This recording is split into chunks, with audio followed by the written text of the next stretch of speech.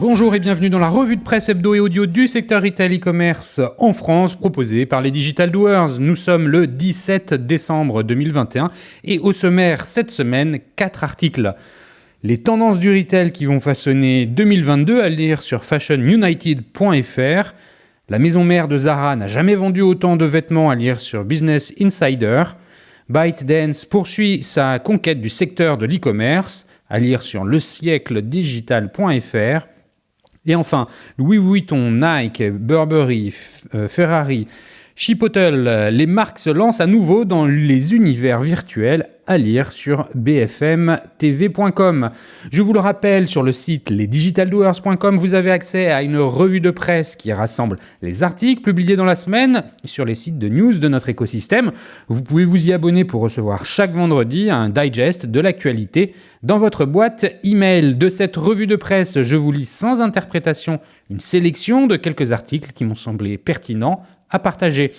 Avant de commencer, un dernier message. Avec les Digital Doers, je produis et anime des chaînes de podcast pour compte de tiers, c'est-à-dire pour vous qui écoutez cette revue de presse, acteurs de notre écosystème. Si vous souhaitez animer la prise de parole sur votre marché, c'est l'occasion d'inviter des clients et des prospects à venir converser avec vous et moi autour de votre proposition de valeur. Alors si vous êtes intéressé, contactez-moi. Bonne écoute, évidemment, toujours sans coupure. Chers auditeurs, vous connaissez tous la célèbre plateforme française PrestaShop. Cette solution complète et innovante pour créer une boutique en ligne a déjà été choisie par plus de 300 000 e-commerçants dans le monde pour son efficacité. Aujourd'hui, je veux partager avec vous la solution de paiement PrestaShop Checkout.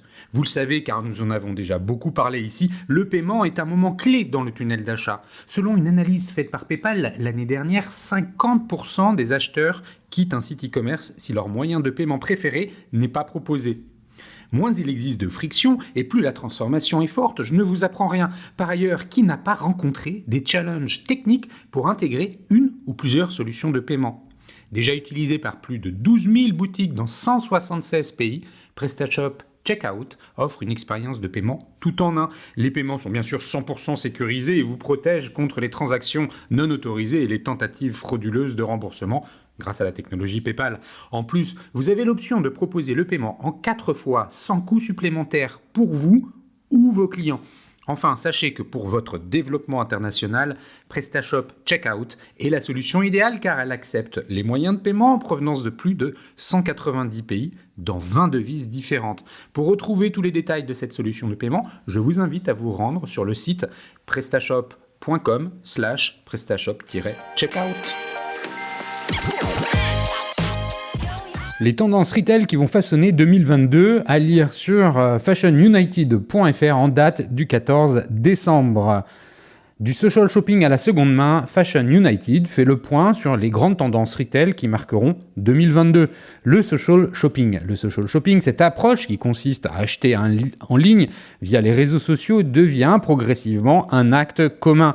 Selon l'enquête de l'Institut d'études YouGov, 31% des Français ont déjà acheté un produit via un réseau social et 24% d'entre eux déclarent ne l'avoir fait, mais pourraient le faire. Notons que le social shopping recouvre diverses approches, parmi elles celle du live shopping, aussi appelé shopping streaming ou e-commerce streaming. Le contenu d'un shopping streaming varie d'une marque à l'autre, mais il s'agit en général d'une vidéo diffusée en direct sur Instagram ou un autre réseau social, dans lequel une ou plusieurs personnes présentent des articles issus de la collection en cours et interagissent avec les téléspectateurs via les commentaires. Parmi les marques qui pratiquent le live shopping, on peut noter Monkey, Livy, Monnier Frères, IKKS, Galeries Lafayette, Champs-Élysées. La seconde main d'Isabelle Marant à C&A, toutes les marques s'y mettent. Le marché de la seconde main croît et devrait doubler au cours des 5 prochaines années pour atteindre un total de 34 milliards d'euros, chiffre produit par Cross Border Commerce Europe, donc en 2025. Jugé et perçu comme plus éco-responsable, l'achat d'une pièce de seconde main est une priorité pour un Français sur 4, indique une étude Ipsos. Dernière marque à s'y être mise, The Couples, Sandro, H&M et Burberry. Les valeurs éthiques. Comme le rappelle Ipsos, 79% des Français considèrent que les entreprises ont un rôle très important à jouer dans la lutte contre le changement climatique. Et d'après une étude de Opinionway et de ClearPay, 63% des Français déclarent se soucier de l'impact environnemental des articles de mode neuf. L'aspect éthique et la transparence sont donc naturellement les leviers incontournables pour fidéliser le consommateur. Les marques sur qui prendre exemple, Fago, Réuni ou encore le slip français. L'expérience humaine et non client. Ne parlons plus d'expérience client, mais d'expérience humaine. C'est la proposition avancée dans un article publié sur LinkedIn par Régis Van Imst, experte omnicanal et figital. Selon elle, oui, c'est une femme, l'expérience ne doit pas être orientée client, mais doit s'intéresser à la personne. Il ne faut plus parler d'expérience client, mais d'expérience de l'homme ou de la femme dans sa globalité. Elle explique que l'entreprise doit accompagner la personne tel un ami lors d'un parcours de vie et non plus améliorer l'expérience sur ses points de contact. L'idée est d'être présent aux côtés de la personne lorsqu'elle en a besoin plutôt que de rentrer en contact avec elle lorsque l'on a un produit à vendre. Les enseignes sur qui prendre exemple, Decathlon ou encore Etam qui a reçu 2 enseignes au palmarès du prix Excellence Client en 2021.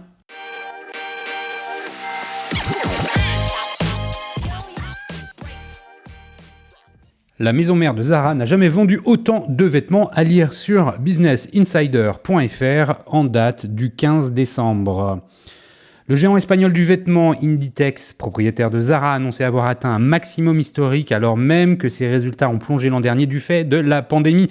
L'entreprise a dégagé un bénéfice record de 1,23 milliard d'euros au 3e trimestre de son exercice décalé grâce à une forte progression de ses ventes en boutique et sur Internet. Ce résultat est en hausse de 42% par rapport aux chiffres du 3e trimestre 2020 à 866 millions, a indiqué Inditex mercredi dans un communiqué. Sur les 9 premiers mois de son exercice qui court du 1er février au 31 octobre, le leader mondial du textile a engrangé un bénéfice de 2,5 milliards d'euros en hausse de 273% par rapport à la même période de 2020. Le chiffre d'affaires a pour sa part atteint 19,32 milliards d'euros contre 14,08 milliards en 2020. Les ventes en ligne ont été particulièrement dynamiques avec une hausse de 28% par rapport à 2020 et de 124% par rapport à 2019. Ces résultats sont proches des prévisions des analystes interrogés par le fournisseur d'informations financières FactSet qui tablait sur 1,26 milliard d'euros de bénéfices au 3e trimestre. Le groupe avait plongé dans le rouge au premier semestre 2020, pour la première fois en près de 20 ans, après avoir dû fermer 90% de ses magasins dans le monde en raison de l'épidémie de Covid-19. Il a depuis redressé la barre à la faveur de la reprise économique qui s'est traduite par une forte progression de ses ventes pour l'ensemble des marques du groupe, Bershka, Pull&Bear ou Massimo Dutti. Ces données démontrent une fois de plus la solidité de notre modèle économique basé sur une intégration complète des magasins et du online, a souligné le président d'Inditex, Pablo Isla, dans un communiqué cité dans le communiqué. Ce dernier, qui dirige le géant du vêtement depuis 2011, cédera sa place le 1er avril à Marta Ortega, fille du multimilliardaire espagnol Amancio Ortega, fondateur et principal actionnaire d'Inditex. Marta Ortega, âgée de 37 ans, a occupé depuis 15 ans plusieurs postes à responsabilité dans le groupe fondé par son père, aux côtés duquel elle s'affiche régulièrement. Elle était considérée par beaucoup comme son héritière naturelle.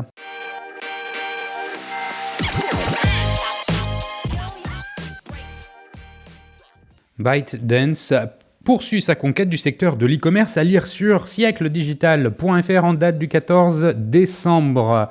ByteDance, propriétaire de TikTok, a lancé la veille du Black Friday son application d'e-commerce Fano dans plusieurs pays européens. Le géant chinois des réseaux sociaux poursuit sa stratégie d'expansion dans le commerce en ligne. Des promotions agressives pour s'implanter en Europe. Le choix de la date est stratégique. Juste avant le Black Friday, ByteDance a lancé son application Fano, sous-titre application de shopping, en Allemagne, en Italie, en Espagne, au Royaume-Uni et en France sur Android et iOS. L'application met en avant des produits de toutes sortes, accessoires de mode, vêtements, chaussures, destinés à la maternité, à des prix cassés. Tout un panel, plutôt des objets de fantaisie, est disponible au prix de 1 centime d'euro. Ces promos agressives visent à implanter le service le plus rapidement possible sur le vieux continent, un choix payant à en croire le cabinet d'études App Annie, puisque Fano se dresse à la 240e place des applications les plus téléchargées sur iOS. En Europe, le service rencontre surtout son public au Royaume-Uni et en Italie, respectivement positionnés 144e et 185e rang des applications les plus téléchargées. En France, le succès reste modeste avec 50 000 téléchargements sur Android. Un porte-parole de ByteDance a expliqué à South China Morning Post « Nous n'en sommes qu'à nos débuts de l'exploration de cette nouvelle proposition de commerce électronique visant à fournir des produits rentables aux utilisateurs du monde entier. La sortie de Fano ne doit rien au hasard. TikTok, malgré son succès planétaire incontestable, le milliard d'utilisateurs a été franchi en septembre, rapporte encore peu. À titre d'exemple, Douyin, le jumeau chinois de TikTok et l'agrégateur d'actualité Jinri Toutiao restent les principales sources de revenus de ByteDance. ByteDance met face à Meta et ses réseaux sociaux Facebook et Instagram. La start-up implantée à Pékin, hissée au rang des géants de la tech chinoise, a décidé donc de s'investir totalement dans le secteur de l'e-commerce. Une fonction vente est testée sur TikTok, en Indonésie et au Royaume-Uni depuis début 2021. En août, un partenariat a été signé par ByteDance avec Spotify, puis Square, Equid et PrestaShop. Et depuis novembre, une application pour vendeurs en lien avec TikTok a été lancée. Le porte-parole de ByteDance explique que le service fonctionne séparément et indépendamment de TikTok et de TikTok Shopping. Dans un contexte de pression réglementaire inédit en Chine, notamment sur la gestion des données des utilisateurs, ByteDance cherche à s'imposer dans le secteur, l'e-commerce, qui pèse 4,2 billions de dollars en 2021 selon Adobe Digital Economy. Le seul réseau social non américain de la planète devra batailler face à Facebook et Instagram qui, pour compenser la fin annoncée des cookies tiers, se sont également investis dans le commerce en ligne.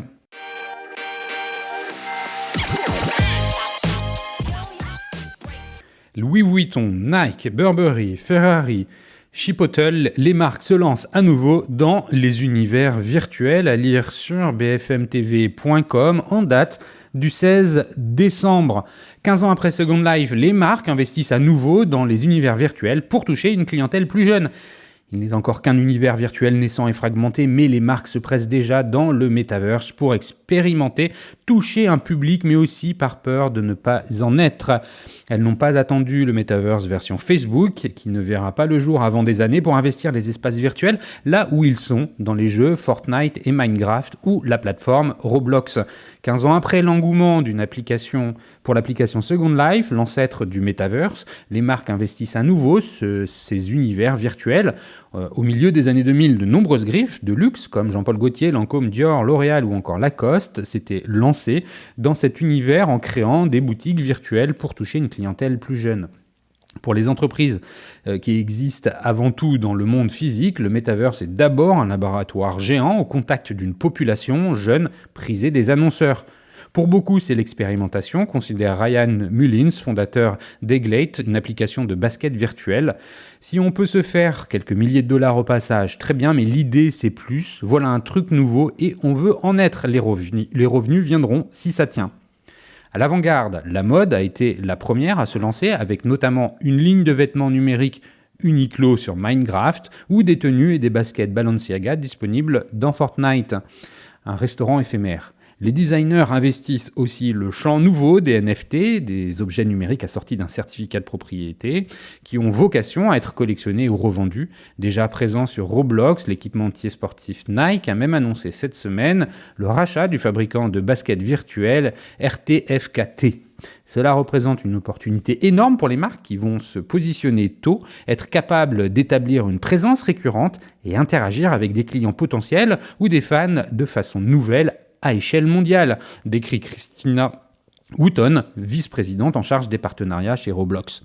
En juillet, Ferrari a lancé avec Fortnite une réplique de son nouveau modèle 296 GTB qui ne sera disponible dans le monde réel qu'en 2022 mais pouvait être conduite dans le jeu. À l'occasion de la fête d'Halloween, la chaîne de fast-food Chipotle a ouvert un restaurant virtuel et éphémère sur Roblox, le premier du genre, qui offrait des coupons pour retirer dans un restaurant physique un burrito gratuit, mais aussi des costumes virtuels pour habiller son avatar et un jeu de piste. Le premier restaurant dans Roblox, Chipotle, s'est positionné comme un innovateur sur la plateforme, se félicite un porte-parole de la chaîne.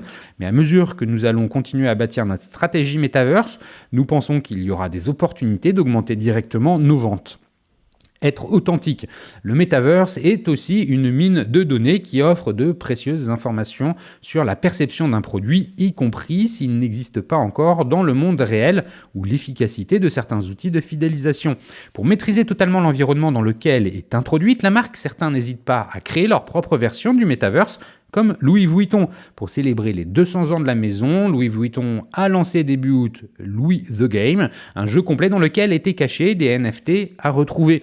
Le designer britannique Burberry a déjà créé, lui aussi, plusieurs jeux, dont B-Surf. Se pose la question de l'interopérabilité, dont l'absence empêche, pour l'instant, de porter dans Animal Crossing ou Sandbox d'autres jeux dits en monde persistant, où l'on peut évoluer sans fin, un sac Gucci acheté sur Roblox.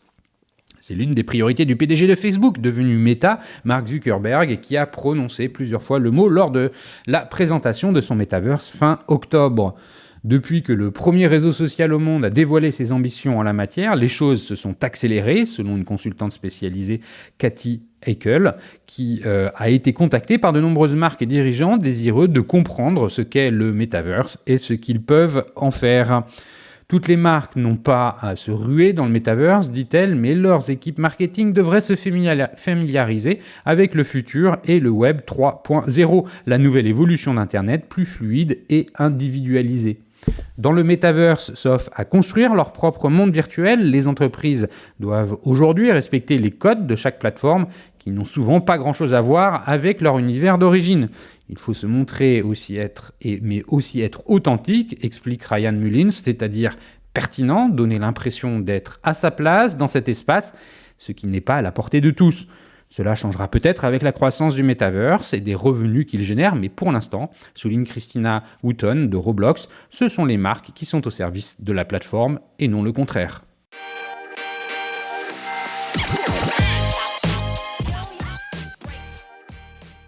Et voilà, c'est fini pour cette semaine. Merci de m'avoir écouté. N'oubliez pas de vous abonner à la revue de presse sur le site lesdigitaldoers.com. Si vous aimez l'exercice de cette revue de presse Retail e-commerce dans sa vision audio, n'hésitez pas à me le faire savoir en m'envoyant des messages sur LinkedIn et mieux encore en la faisant connaître autour de vous. Enfin, un dernier message d'auto-promo avec les Digital Doers. Je produis des chaînes de podcasts thématiques pour les prestataires de services de notre écosystème. Donc, si vous souhaitez animer la prise de parole de votre marché, c'est l'occasion d'inviter des clients et des prospects à venir converser avec vous autour de votre proposition de valeur.